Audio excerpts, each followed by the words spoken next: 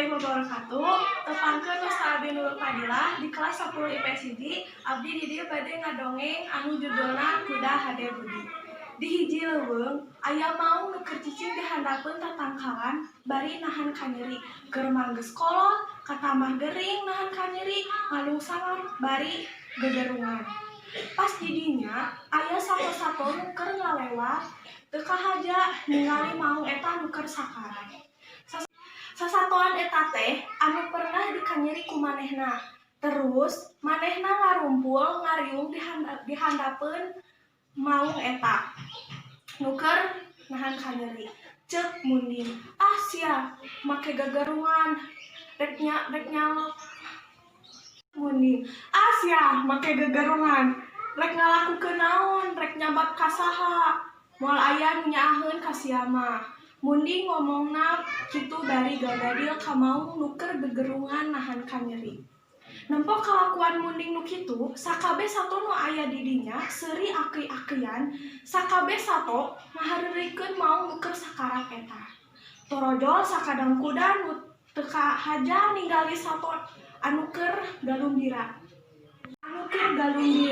Ninggalikeun maung nu keur sakarat, sakadang kuda ningali sakabeh sato anu aya di dinya ngan saukur gogode.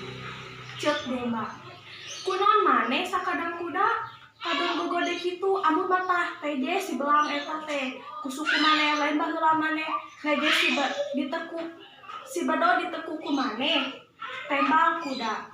Kaula mah lain teu ngewah kana kalakuan maung teh, ngan waktu ieu keur kaayaan pan keur gering parna, manehna teh keur sakarat, sakedeung deui oge paeh tah. Kuduna mah maraneh teh nulungan lain si ngahareurikeun kitu, meureun ceuk sato nu lain teh aranjeun mah ngan aya. Saenggeus ngadenge omongan kitu ti sakadang kuda, maranehna langsung jarempe jeung ngarasa eregan ku kalakuan maranehna. Saenggeus kitu, maranehna langsung menta hampura ka sakadang maung nu keur sakarat eta, terus langsung nulungan.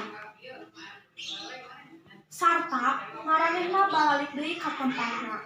Jadi, pesan anu aya dina dongeng ieu nyaeta, jadi jelema mah tong sok nyadikeun ka batur jiga sakadang maung.